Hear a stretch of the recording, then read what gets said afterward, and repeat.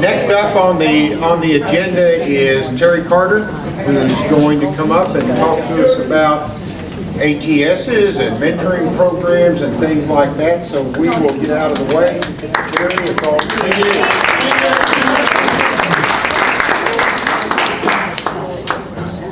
Hi folks, how are you? Good. Okay. ATSs, how many of you have conducted one? Okay, little chuckles here and there. Okay. Can you hear me? Or can I use the microphone? Okay. Got it. Well, I can put on my PE teacher voice. Okay, so we can do that. Use the microphone. Use the microphone. What I'm going to pass out, advanced training session. I'm going to pass these out. Okay. Yes, it's a score sheet, but this is something that I made up for you guys. You can use this as a tool. I've got a PDF file, we can send it to you. But this isn't what you're going to use when you do the ATS. It will help you. You can do whatever you want, but I just thought I'd give you guys an extra tool here. They'll get passed around. Okay. The ATS, Mark named it. He saw us conduct one. Basically, we did things similar to what we would see in a match. Okay. This is to be done. I've had the questions come up and people have asked me, can I do this, can I observe my candidate during a tournament? Sure you can. That's not going to be the ATS though, okay? Yes, we understand that there are problems within, across the nation because some of you may be in one state and your candidate is going to be in another state. Yes, that creates a little bit of a problem. But we're going to figure out how to work through some of that stuff. The most important thing is that you create an environment that's going to be professional, respectful, and that it's true to what they would see if they were walking in and having their first evaluation or second or others, okay? That's the most important part. We've had some of them where they've been conducted and every other point or every few points, they felt like there were errors that were injected into that match. And that's not really, like how many, what's the most errors you've seen really in a match or a game? No? Yeah, well, okay. But, okay. I talked to someone recently and he said he had 3 faults in one point that they met at the center, the servers met and they exchanged the server band to see if he was paying attention to the server band and just stuff like that. Okay, like so here's how we're going to avoid that. Gotcha stuff. Okay, so first off, I'm going to, Bob Swisshelm, Bob Ramagosa, Bob Barzak, Bob Patton, and me. Now that just shows you that Mark Peifer's got a funny sense of humor, okay? So we've had committee meetings, we've had conference calls, and during that conference call, if I agree with somebody, I just say, I totally agree with Bob, okay? So you guys figure it out. They did nickname me Bobby. So all of this information that Mark had provided us was in the Certified Referee Mentor program description. That's going to alter, okay? There is that list of about 20 items of errors that we would like to see. Bob Ramagosa and I have talked, and one of the things, if you have the opportunity to, if you work with your candidate, try to do things, introduce maybe 3, do informal ATSs. Okay, what is that? Somebody might say, well, that's an observation, and we're talking about the tier 1, tier 2. Okay, yeah, but try to incorporate, if you have the opportunity, spend the time with the candidate, and maybe they're in your area and you have rec play. You might just observe them right there and hey, can you do a foot fault? Can you do a service fault? Okay, and do a couple things here and there. So by the time you get through, you can accomplish all of those items, but not all at once. That's not realistic. The way we've been doing it is come prepared, get yourself a group of people that are pretty good at being able to commit faults. We try so hard to not do it, but you're going to have to get a group of folks that get pretty good at it. We've got a group of about 6 to 8 folks that we've been doing them, and we're getting better at it.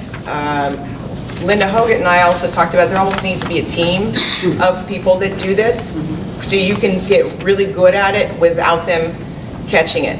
We're not here to make their life miserable and throw everything in the kitchen sink at them. We're just trying to decide whether or not they're really ready for that evaluation, that formal evaluation. And creating it in that closed environment, we're controlling the situation. So before we get going, like I would have Gunnar, I would tell him, okay, your assignment, and I would come prepared with a little 3x5 card, and I would give him a specific scenario. And I'd say, in game 1, you're going to try to do an Ernie, but I want you to cross the plane without contacting the ball. That's going to require cooperation with the opponent, okay? So everybody needs to be on board with what's going on. So we've kind of had the same little 3x5 cards, our little scenarios, and we're getting better at this. The way we've done it, it takes about 90 minutes to do it, okay? 1 game to 15 is what we started at. And unfortunately, I have to tell you that probably 95% of the time you're going to catch in game 1 to 15, you already know they're not ready. They think they are, but we find out they really aren't. That 1 game to 15. But out of respect, we give them the 1 game to 15, you play a medal match, you play game 1, you let it play out, and automatically give the win to the opposing team, so that you have the opportunity in game, and then you play out game 3. Game 3 will tell you a lot. It'll identify their ability to make that switch. You also can check their paperwork. Okay, did they do the check like we were just talking about? Okay, and make sure that they're doing resume play, and everything is done in those procedurally. Okay, so that's why I just automatically give the opponent game 2. You just don't need it. Yeah, Bill. Are you saying we are not going to require the candidate to get the players? Well, I think you and I both know I would say no. Okay, I think the experience that we've all had, the negative experience, is having the candidates come with their own. Don't do it. Okay, get your people, the folks that you're working with. It's important that they have a skill level that's similar to one another. Okay, don't ask a 3.5 and a 4.5 because they may not be able to keep that rally going. Okay, you may have a team of 4 that are 3.5s, 3.0s, and a 4.0, 4.5. Have 2 separate teams. Having 8 people, I know that sounds like a lot, but sometimes we got a good group and we're getting good at it, so we enjoy doing it. Well, there's a few things that I've learned from that.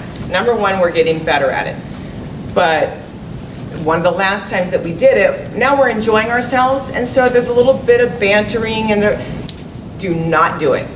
There's so much that we learn the more often that we've done them, and I immediately recognized that because we're having fun, and Bill and I, we hadn't had a chance to play, now we're doing this, and now we're kind of having this little side conversation. That's not real. You don't have those conversations with your opponent. Try to make it as realistic as possible. Yes? So why don't we do it at tournaments? Because Make it we want to a put this in a tournament. closed environment where you can control the situation, you can insert the items that you want inserted, and you create the scenario. But if Okay? you're trying to mimic an on-court evaluation, most people that I talk to, it's the pressure of being evaluated. Okay. They make them super nervous. Trust me. They're great. They're great Trust with me, that. that will happen. One of the things as a backup, what I would suggest you do, and I did this just in the last one that we did, is I walked up and I took my camera and I videotaped the briefing. It made the candidate nervous. Okay? So it doesn't have to be an environment like a tournament. We're not evaluators. That's not what we're doing. We're trying to help our candidate move along and get them prepared. Some of them feel like when we put too many items into it, they feel like, number 1, it wasn't realistic, that reducing the communication amongst the players will help your candidate. Okay? The other thing is, this piece of paper, you take a look at it. Make sure that it says player A, player B, player 1. If they know that person, I told them specifically, you are not allowed to put that person's name. You have to identify them with a description of the shirt or shoes or whatever it may be, but because it's too easy. Oh, well, you know, how many times you've walked up and you know all 4 people? It's a lot easier. You didn't really have to track the band. So that's why I wrote it like this, and this is the way it's going to help them, that they have to track it, okay? Yeah, Bill? just real quick, you said you start with 1 game to 15. I do. Interesting, I like that. And then in the medal match, you just do 1 game? And 2. then Game 1, automatically, game 2 goes to the opponent. Just 2 minutes, okay. Yeah, and it takes about 90 minutes to do this. How do you decide if someone has passed? We'll get to that in a minute, so come back to that, okay? And Bill's asking these questions because we've had a lot of conversation about, yeah, Doug? You're also giving immediate feedback as you're seeing things, or are you waiting to the thank you. end of it to Okay. give them, you missed this football? There you go. Okay, the only time, so we were kind of going with that, but I personally have not stopped. So I allowed the candidate, I came with the tools, I handed the candidate the wristbands, I allowed them to go set up whichever direction they wanted to stand on. I wanted to see what their judgment was. And then I asked them, why did you decide to stand on that side? And why did that? Because George asked me those same questions. Why did you decide to do that? Okay, so you're looking to find out if they're observing, is there a shadow, is there a glare, because there were people in the stands. We took one opportunity when I went to a court, there were some folks playing on it, we kind of had it planned, and then I saw they were still there. I asked them to participate and be spectators. Now my candidate wasn't very happy with that, and she complained that it made her nervous. Hello? Okay, and so I went up and I asked one of the gentlemen, I said, do you mind cheering for one of the opponents over there? Okay, and then kind of be a little overzealous and kind of like, hey, you know, go to their backhand, you know, something like that. And he had a lot of fun with that. So you might have folks that are, and I just utilized what was there because that's realistic. She didn't like it. Here's another example of a don't. I did back-to-back ATSs. We've done this a couple times. So allow yourself 2 hours because you need that padding in between because you'll talk to your candidate afterwards. But it really does take about 90 minutes to complete it and then go in afterwards and kind of discuss what occurred. We had some folks leave. So the candidate that was in the first one stayed and helped out in the second one, and guess what? She really wasn't ready, and I told her that. Well, now, I didn't tell her, I was smart enough, I didn't tell her before. So she helped out, and then her observation was that we were easier on that candidate. I would have never, I guess it wouldn't have occurred to me, but yeah, that was an aha moment, so don't ever do that. Because the other candidate passed with ease. It was just that he was better at it. He was more prepared and he was ready for it. And he is now a certified referee. He did pass. So we kind of knew what we were dealing with, okay? So there's some do's and don'ts and we've learned a lot. Bill has done several of them, and I know Ramagosa's got, Barzak's got a little team of people that is doing it. He says they've gotten good. And mine, what I've done is I've just written down a specific, like I would say, Gunnar, I'd like you to, when we switch sides, I want you to go shag that ball, and so now he's the wrong server. You take those opportunities, and again, try to make it, don't get too cute, and don't get too fancy, make it simple. We're looking to see if they see these things. They don't have to be 100% perfect. We're not the evaluators. That's not why we're here. You're looking to see if they can catch those cues or know those opportunities when something can happen. And we always know, as Mark says, there's a break in a play, a timeout, somebody goes to shag a ball, a long rally, things like that. Those are the times that, were they paying attention to those things. If you can have 8, then you've got the other 4 that will be your line judges.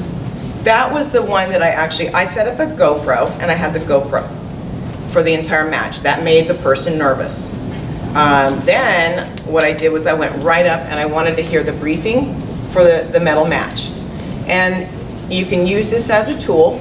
So they may think, they really do, in their minds they think that they said everything. And that having that camera right there, I mean, I wasn't right up in their face, but I kind of walked up and they were talking to them and I had that. So we do have to create some of those stressors and those kinds of things did, and you can use that later on if you need to. I keep score, and as I'm doing it, as I'm evaluating, I don't want to use it, evaluation, assessing it, when they do something, let's say I know this person committed a foot fault at the I'll go at 221, foot fault, and then I'll put a check if they caught it, and circle it if they didn't. So then I know these things were done in that game, okay? And again, like I said, I usually hand a card out to that person, and it's got 1, maybe 2 at the very most. That's it, okay? And you try to insert those things and give enough space in between the points. Allow that player or that candidate to kind of get into a rhythm. We all know the first couple you just kind of got used to, okay? Allow them that opportunity. The other is let them know what you're expecting of them, okay? It's not a secret. We don't go into our evaluations without knowing what to expect. They clearly outline and tell us exactly what's going to happen. Same thing. So do that as well for them. And then if they have questions or things that they need to address, it's done beforehand and it's not right there, okay? Let me take a look at the clothing. Okay. How do you know when they're ready? Okay, you just know. I don't know, you just know, okay? If they make an error on the obvious foot faults or any of the automatic disqualifiers, that's kind of a no-brainer. Now, there was a situation where I had a gentleman who drove a long distance to come to me, and it was middle of the day. It was really hot, and he was awesome in the first couple of games. I'm like, wow, we might not even, because I was getting tired too, because he was my second ATS. And I thought, man, we don't need to actually have him do that last game to 3. And we went ahead and did it, and that's when we started seeing errors, okay? So fatigue had set in, and then we started seeing the mental errors happen. So that was a tough one. Kind of put all of that into play, allowed him to proceed through it, and unfortunately, he didn't pass, okay? So it's a judgment call. You kind of have to make it based on who your person is, yes. What happens, there's some people that don't have the right temperament, and you can tell right away, it doesn't matter, whatever they're gonna do, their temperament is never gonna be good for work. How do we handle that? Do we contact you, or, I mean, because I don't want to tell them, you're never going to be able to pass it. Yeah, well, well, look, hopefully they don't get into the program at all. They're all certified. Yes, we're all certified. Yeah, this is a safe zone. You're in your safe place. Okay, everyone's got your back. Yeah. I think I know exactly who you're talking about. I don't even know how it got into the system. Doesn't belong there. You'll know before because you're mentors, okay? So that's a special. Do we tell them, or do we No. contact you? That could, not just me, it'll be your CRC, okay? So I don't take everybody's, it's whoever in your region, okay? Hopefully, we're a little more careful about She'll take care of it. Nah. Okay, thank you. Okay. She wants you to tell Sorry I him. left you. Huh? She wants you to tell him. Yeah. And it does need to. Now, here's the other situation, because this is something else that we experience is with the mentors. People don't like to be told that they need more work and that they're not ready. They're adults, and adults are almost worse than children. And when you tell them, hey, I think you, because they really, well, I really did a great job, and I got 2 out of positions, and I caught foot faults, 9 foot faults, whatever. And then they come along to you, and then you immediately catch them like that. Like I said, we catch it in the first game is when I always know right away, okay?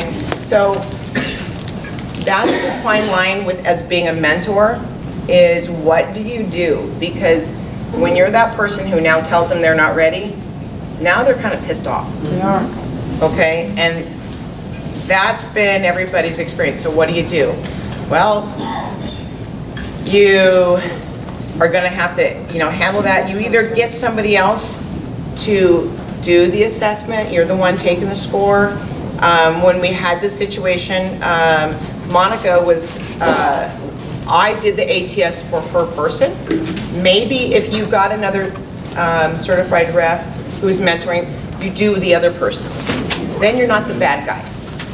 So we did this, and Monica came and she sat there off to the side. She wasn't really keeping score. She was there, and when it was all over with, her candidate wasn't ready. I told her so. I turned to Monica and she looked and she's just like, okay. But you know what? Monica got to be that sounding board that this candidate got to, and of course it was my fault. Okay, it wasn't hers. Okay, that's the way we all feel at that point. Okay, so it kept that relationship going.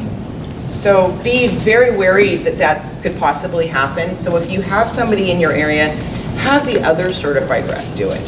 Okay? You can create the scenarios as their mentor. You know what their weaknesses are and their strengths. And I always tell them, like, this is what I see you're still struggling with. This is what we need to focus on. You get to know your candidates. Does that make sense to everybody? You really will find that they are not happy with you. Okay? But there's not a lot of choices. Even if they understand, or maybe you explain to them that if you went to evaluation, you would flunk. I'm saving you, $95. They don't right? really care because they really want to go and Right. test. We're trying to avoid that. Yeah. If you look at the program description today, there's a couple things in there that we're going to change as a result of this experience and the team that came together to talk about this. One is, don't allow the candidate to bring their own friends, because they're going to goof up and they're going to have fun. They're going to start joking around on the court. It happens every time we've seen it. So don't do that. The other one is, if at all possible, the mentors should not be the one doing the ATS. For that very reason. Doing the what? I'm sorry, not doing the what, Martin? The mentor should not be the one doing the ATS, if you can avoid doing it, because we want to preserve that mentor relationship, and we don't want to damage it if the mentor has to say, sorry, you didn't make it, okay? The other thing that we touched on that we didn't get the answer to, I want to share with you, if you find somebody in the program that you don't think behaviorally belongs there, that's when you engage your section leader of officiating. We'll help you work through that. Yes, we have some that are in that category, and we've kind of given them some other options to think about in terms of being able to contribute to the sport, just not as a referee. All right, so we'll help you work through that. Yes, ma'am. One of the things that we didn't talk about is at the end, let's say they do pass. All we did was continue. Then we all know that at that point, when I'm done with the test, I usually ask them about 3 questions, just because I want them to get used to it, because they're going to go through compulsory. So 3 to 5 questions and just rules questions. And again, you're doing multiple ATSs if you have that opportunity, informal and then formal. But then if they do have to contact their CRC and answer questions from their CRC, working through that to make sure. Some of them might be great on the court, but they have no understanding of the handbook, how to document, or the rules. Okay? All right, so how do you get to the point where you get somebody ready for an ETS? That's what Bob's going to talk about. Bob Unetich. Bob? Okay, fine. So it's another Bob committee. There's only one Bob on this committee, though. It's me, Bob Unetich. My wife Diane is on the committee, and so is Trish Stewart. A lot of you know Trish. Do you have any more of those? Yeah, and I have some more of these right here for those of you that don't. Everybody should have one. All right, so I'm going to quickly go down 6 items, and we're going to go through this TRR form in some detail, so I think we can understand how we got to where it is. And it's all started in April of this year. Mark came to a U.S. Open and asked me and Trish Stewart if we would get involved in trying to come up with a rating system that the U.S. APA board had approved. The U.S. APA board decided to do some tiered ratings for referees, and they defined it to be level 1, level 2. And they didn't define it very completely or thoroughly, and they didn't want to. They wanted us to get into it and sort out what do we think the definitions should be and what's the process of becoming a Tier 1 or Tier 2 referee. A level 1 referee is basically a beginner, a trained ref who has some skills, and a level 2 referee has good skills, pretty excellent skills, but not ready for assessment or not ready to be a certified ref. And this is meant to be qualitative, not quantitative, a little like the last description we heard of somebody. Do you pass the ATS? You can tell if you pass the ATS, you just know if they pass. That's the way this is too, as we see it. We came up with a list of 33 skills. We were given a list from USAPA of 14 skills. We kept adding to it as we talked to other certified refs. We're going to go through that. All right, so the history, okay? As I said, there's level 1, level 2, and certified, or the tiers of referees, okay? This all rolled out in June with our first form, and we started showing that to committee members, and we enlisted some certified refs in Florida, a couple certified refs in Pittsburgh, to try to do some of these assessments. And by the way, they're called assessments, they're not called evaluations. So any certified referee, any of you, can do an assessment of someone for level 1 or level 2 rating. This is to be driven by trainers, if you have trainers. Typically, trainers report to a training coordinator who knows who the trainers are and is keeping track of all the students, and the record keeping is part of this. But basically, you have a set of trainers and certified refs that can do assessments. You're not doing evaluations, so the terminology here is important. If people pass, then we issue them credentials. That is, we, the trainers, the RTCs, the CRCs, the certified refs, if they have access to these, can go ahead and issue the credentials. You get a wallet from USAPA. Right now there's no cost to this, so a lot of people are applying for it, and we're working with a lot of students. And we get an ID card, which we then make a label for and stick on a card and present it to people, usually in some ceremony at the end of class, and it's been very well received. I told you it was on the committee. We went off and did a beta test with a group of certified refs.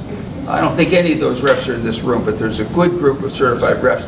And plus we had the help of Marcia and Mark and others that you know well who were involved in helping us format the form. Originally, we came up with 3 documents. We were going to do this form, a set of instructions, and a record-keeping form. We thought that's what's needed. How do you keep track of these records, and where do you send them, and what are the exact procedures? What we found was the RTCs and the CRCs in different parts of the country do things a little differently and have their own idea about how to do some of these things. And they also had a lot of ideas for us about the forms, the TRR form. And so we kept evolving the form, and we did not keep evolving the instructions or the record-keeping method, because each RTC and CRC can tend to do this a little bit differently in terms of how they're actually recording this and keeping track of it in their own database. So what we in the end have is a TRR form. Everybody has a copy of it here. It's now in Rev 30 in the bottom print somewhere. It'll say Rev 30 in the bottom right corner. And you will, if you have been looking at these forms, you will see the ones you have before, probably Rev 28, or it goes all the way back to Rev 1. And some of those have been in use. The Rev 1 form was in use in June. We gave our first set of credentials to somebody in June of this year. And so it's evolving, and it's building into it the ideas that have come from mostly from certified refs like you about how to do this. Okay, I want to get back to the form, but it has 33 skills on it. We started out with 14, we kept adding and adding. We think it's a pretty darn complete list. It's a list of skills I suspect that all of you are actually quite good at. And it's a list of skills that beginners often are terrible at. So we go all the way from a training class to tell people what they need to do to get to a level 1, and then we work with them to improve those skills over a series of training sessions. Now, I like the self-rating option. What you will see on this form is that up at the top, it lists some important things: the candidate name and member number. And by the way, this is meant for USAPA members, and we've had a number of students, I'd say a couple dozen, have become USAPA members because they want to be in referee training, and to get the credentials from us, which they really want, they have to pay their $20 and join USAPA. So that's a good thing. So we try to get them to take that step, get us the member number, and then on this form, we use this form as a worksheet per trainee. So we ask the trainee, especially if it's a person I don't know, if it's a brand new trainee, we've just done a class, I ask them to self-assess, and I rather like it. Now, I had one certified rep tell me that it was superfluous and they didn't want to do self-assessments with people. Well, in the end, I think that's okay. You're going to have somewhat of your own style of how to do this. I personally like to take a brand new trainee and have them do a self-assessment and have them sit down with me, and I go down the whole list of 33 things and I discuss those things and see what they know about that or what they think about it, what experience they have. But you don't have to do that. That's an optional part of this. And at the top, though, you have to write down who the assessor is. The assessor could be a certified rep, any certified rep, or a registered trainer. If you do self-assessments, then in these columns, the columns called attempting, developing, and consistently, you ask people to put an S down in each of these columns. So Mark called me one day and said, okay, Bob, what is the difference between attempting and developing? Okay? And I said, Mark, attempting is a column to the left of developing. The answer's what it is. If you're really a beginner, you're attempting to do all these things. And we try to do this with percentages early on, and maybe like the ATS has evolved, it's really difficult to say you have to have a certain percentage of each of these skills right during your evaluation. On the other hand, it's pretty darn easy. You can recognize a level 1 or a level 2 rep yourself. Even with very little training, you're good at this because you can tell when someone looks like a competent, capable rep. For instance, we had a lot of discussion about number 7, holds clipboard in a position to prevent from being used as a crutch. Well, originally we said, you know what, we can tell right away if a person is a level 1 ref, because a level 1 ref stands like this and calls the score, and a level 2 ref puts it down. Well, I had some refs properly point out that not everybody puts it down, but a level 2 ref does not use it as a crutch. Okay, so you understand that right away. I'm saying, in a way, this is a very easy process. You can evaluate a ref by watching them in one game, and if they're standing there going like this, and when they go to call the score, they say 8-2. Then they're not even level 1 probably, but at the best level 1. Now we are trying to make this pretty easy for someone to get to level 1, because sure enough at tournaments, especially in the East where we have a shortage of referees, lots of people just walk up and say, oh, I read the rules, I can ref. So we're trying to have people with some training. So we established some criteria here that you in fact have to have some training. If you look at the bottom of the form, you have to have training contact hours. I think Mark came up with that. It's probably a naval term. You have to have been in contact with trainers for, if it's under 3 hours, you don't get to level 1. If you're between 3 and 6 hours, that qualifies you to be in a level 1 group. Over 6 hours, and that's what it takes. Our experience after training dozens and dozens of refs is that first training session ought to be a 6-hour session that has on-court training and so forth, and that's how we came up with that. We also said that to actually be a level 2 ref, you have to have some tournament experience. And after a lot of discussions with Marcia and Mark, we decided it was 10 matches. You have to actually ref 10 matches in the tournament. But to be level 1, you only need to have ref 1 match. You have to at least gone out and ref 1 match in the tournament. So you can look at this sheet, and now you're very capable of going out and doing these assessments. Note the items with asterisks. There's about 6 of them. At the bottom it says, these skills may be verbally assessed if not observed on court. Well, we're not doing an ATS environment where we're injecting lots of faults. People are going out and refereeing rec games, and often I'll be a player and I'll insert a fault or 2, but we're trying not to have them break down in tears, and we're trying to get them to get through this and feel like they can do it, build some confidence.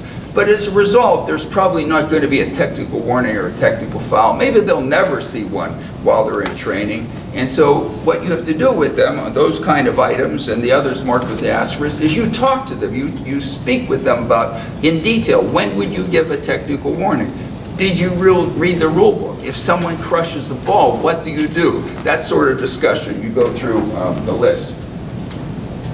So we've been following the procedure then, is we rate somebody, and then I send a copy of a spreadsheet to the RTC. Now, when I say the RTC, it varies, okay? We've been traveling the country. We've done ratings like this at Tahoe. We did ratings like this at Beach Mountain. We do them in Florida. We do them in Pennsylvania. We've done them in West Virginia. So you're going to have some different RTCs. And so I have a database. I have a couple different databases, and I send it. If I'm in Florida, then I'm going to send them to Trish Stewart. If I'm up north, I'm going to send them to Laura Patterson. So I might send the databases, and then usually the RTCs are also asking for a copy of the rating sheet. And now, I do treat this as a worksheet. Someone could work with us for a couple of months, get to level 1, and they can come back, and I might say, level 2 is pending. Well, you actually have to pass the referee test to get to level 2. Note on level 1, you can have an 80 to 89%, and to pass, you really need 90%. So someone might be pending, and I would put at the bottom, level 2 rating, pending, passing the referee test, things like that. And then when they pass it, I mark that up, change that, and sign that, and I'll send a new copy in. So what you have to do if you're going to do this is work with your RTC and CRC. The CRC is very concerned about, should these people get mentors? And I think Mark's guidance to us is that all of these people who get to level 2 should have the opportunity to be assigned mentors. Personally, I think there will be some people that will get to level 2 who should never go on for certification. They're not going to be good enough. And they're going to work really hard, and they'll get to level 2, and that's probably it. And that also applies to people who are just going to stay in one area. We have a little sanctioned tournament in Morgantown, West Virginia. It's going to be there each year. We have some refs that are really good now. They have no interest in traveling. They don't want to go to Pittsburgh for one. It's too far. And they're not going to come here and do this. But they want to be a good ref, and they want a tournament director to be able to contact them and say, would you come and ref for us? Now, there's some guidance that we've been given about what kind of matches you can ref. We believe level 1 refs can ref any kind of skill or age match, not pro matches and not medal matches. That's the guidance we're giving tournament directors. Now, tournament directors are going to make their own decision. And we have a whole string, we have about 20 tournaments in Florida this year that are MMO, and some of those have very few refs. And one of the tournament directors is going around trying to do a lot of tournaments with very few referees. And that might work fine, and that tournament director might decide to go ahead and use a level 1 ref. But our guidance to them is we believe level 1 refs should be doing age and skill things. Level 2 refs can do medal matches in particular, age and skill, and pro matches when there are no certified refs available. So that's the guidance we're giving to referees. To date, we probably, actually I ran out of level 2 certificates. I thought I would be doing a lot of level 1s and very few level 2. As it works out, a lot of really experienced refs have shown up at some of the events that we've been teaching at, and right away we get into rating them, assessing them for level 2. In those cases, I do not do self-rating, okay? I have one fellow here coming this week, and he's an excellent ref. He goes back, he's ref way before I ever refed, and he never went to be evaluated, and he had some health problems. I think he's a very good ref. I'm not going to ask him to do a self-assessment. It's a little demeaning, frankly. You know, he is an excellent ref. I've watched him, and so I asked him to take the referee test. He just took it, sent me his results. I'm going to go back down through the list with him of the other things that we were working on, and he's probably going to become a level 2 ref right here this week. And Mark proved the idea that we can do assessments here in rec matches. I have another fellow from Florida that's here playing, who we've been training for 1 or 2 years. He may never get to level 2. He can do level 1, he can do refereeing, but he's a little bit loose. And so I'm going to work with him this week. I'm going to try to get him to a level 1. So what we're going to do is put together some rec matches on empty courts, and we will go out and do some assessments. And we know there are some refs here who would like to be assessed, I would be pleased to do this with them this week while I'm here and my wife is here, is we'd sit down and go through this whole list with them and try to come up with an assessment. So where is this going? I think a number of these refs will go for certification. I think this is the way, in parts of the country, there are not enough refs for us to build a certified refs ranks.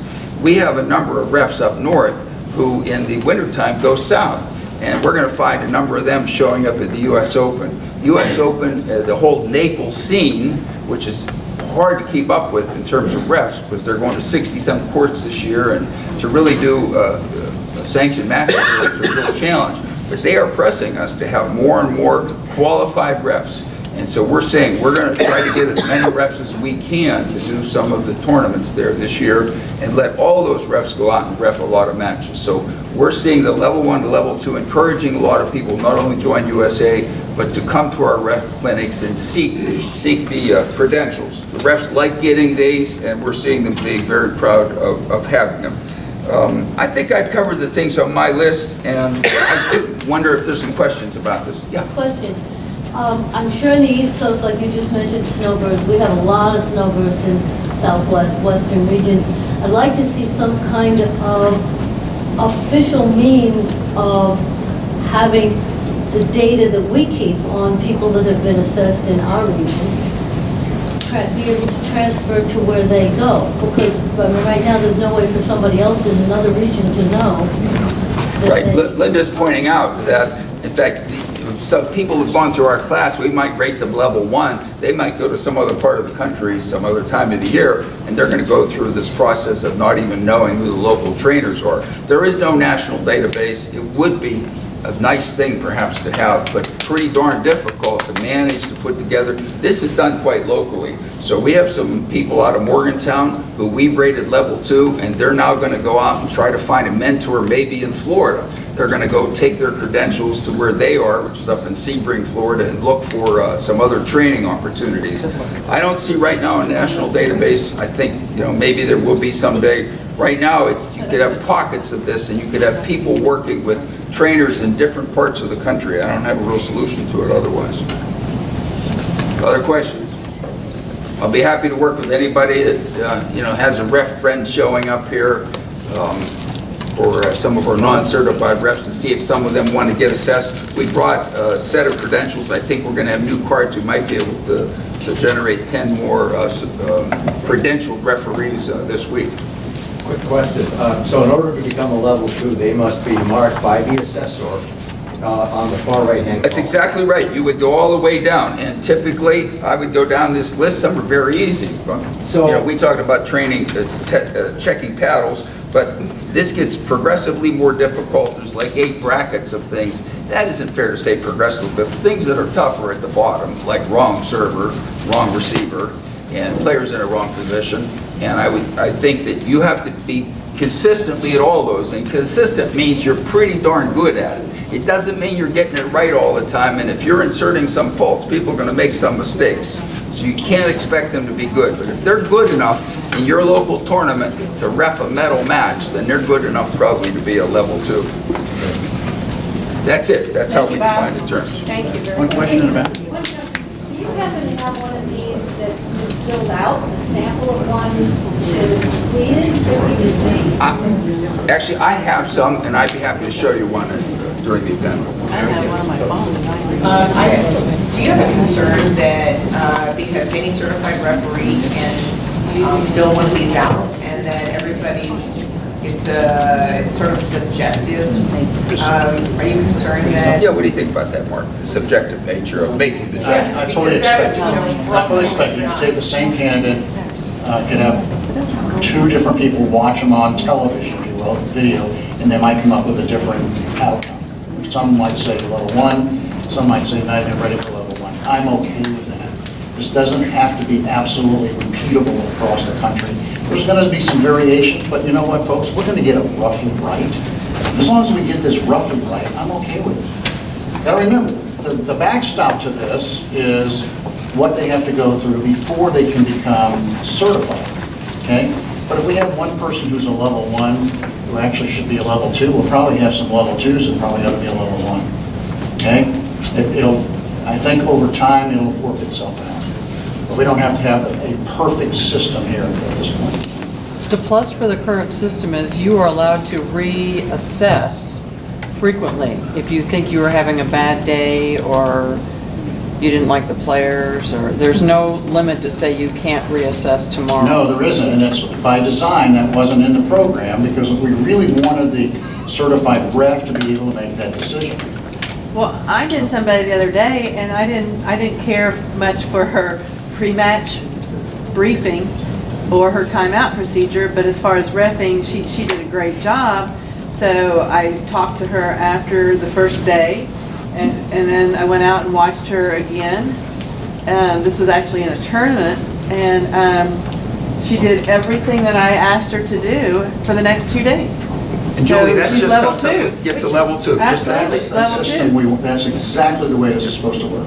So, well, all right, let me touch on a couple things here that I think are important, and I need your help on this. This is very, very important. The problem I'm trying to solve, that I need your help on, is if we don't use the right terminology as we're talking about level 1, level 2 ATS, we're going to have folks who come through that system who are going to say to others, oh, I got certified.